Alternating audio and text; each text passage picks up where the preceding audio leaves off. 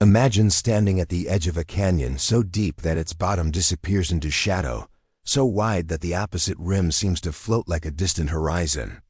The silence here is profound, broken only by the whisper of wind across ancient stone. You might wonder, as countless others have before you, how such an enormous absence came to exist in what was once solid ground. How does the earth simply open up and create these vast cathedral spaces, carved from nothing but time and water? The story begins not with dramatic upheaval, but with something far more patient and persistent. Picture a landscape millions of years ago, flat and unremarkable, where shallow seas lapped against muddy shores. Layer upon layer of sediment settled quietly to the bottom, each thin sheet, no thicker than your fingernail, accumulating so slowly that a human lifetime would barely register a whisper of change.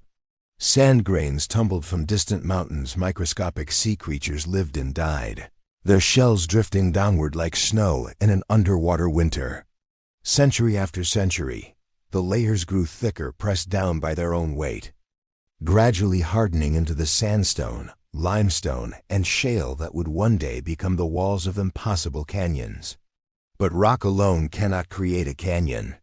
For that, you need water, and water that refuses to give up. Somewhere in this ancient landscape, perhaps where two gentle slopes met, rainwater began to gather.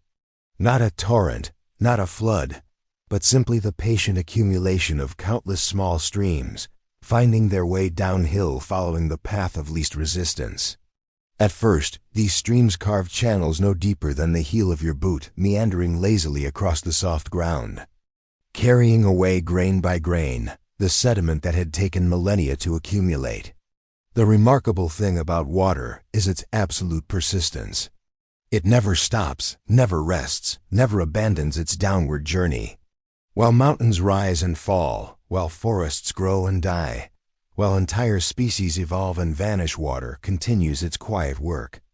Each raindrop that falls into a stream carries with it microscopic pieces of the land, rolling them along like tiny boulders, grinding them against the stream, polishing the rock smooth while simultaneously wearing it away. The stream grows deeper, not through any sudden violence, but through the simple repetition of this process millions upon millions of times. As the years passed, something curious began to unfold. The deeper the stream carved its channel, the faster the water flowed. The faster it flowed, the more sediment it could carry, and the more rock it could wear away. This created what geologists call a feedback loop, where the stream's own success at carving made it even better at carving. The small creek became a river, the river became a torrent, and the torrent began to slice through the layered rock like a knife through cake, revealing the ancient history written in stone. Meanwhile, in another part of the world, indigenous peoples were developing their own understanding of these geological wonders. They saw in the canyon walls not just stone, but stories. The red layers spoke of desert winds and shifting sands.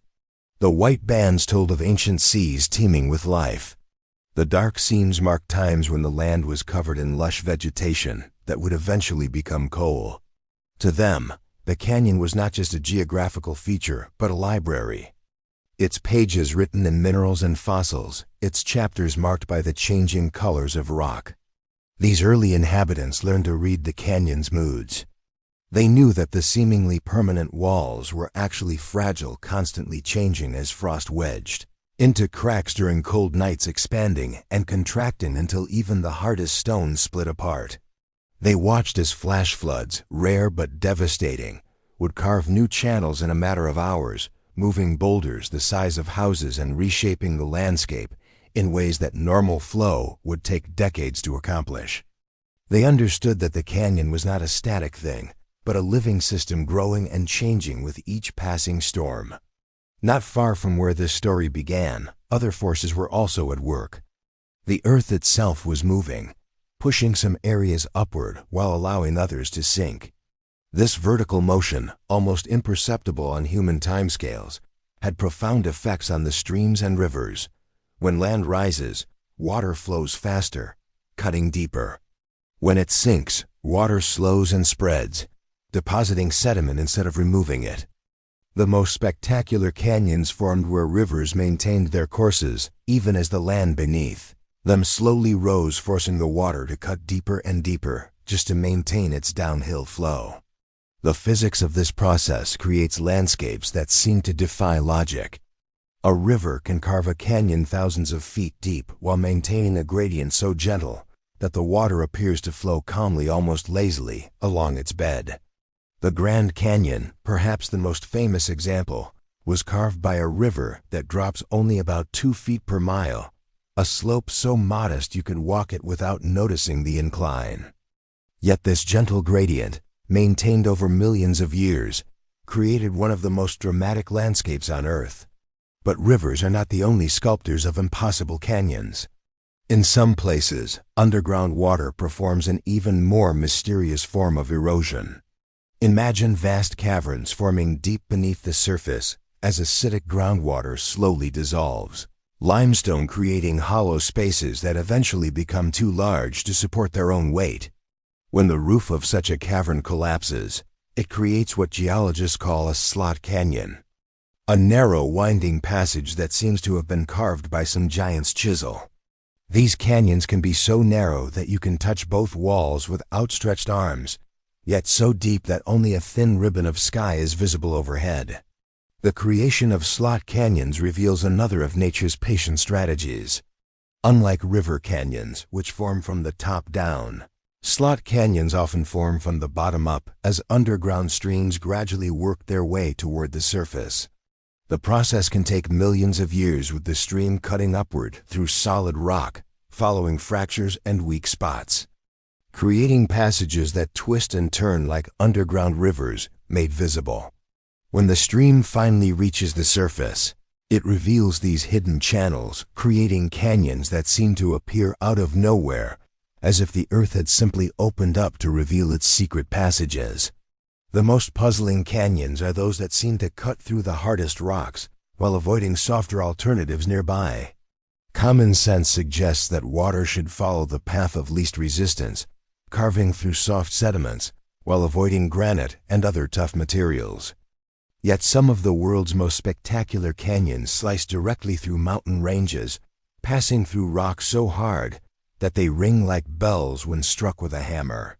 The explanation lies in the concept of stream capture and antecedent drainage processes that demonstrate how landscapes can preserve ancient patterns even as they undergo dramatic change. As we stand at the rim of these impossible canyons today, we witness the culmination of processes that began when the earth was young.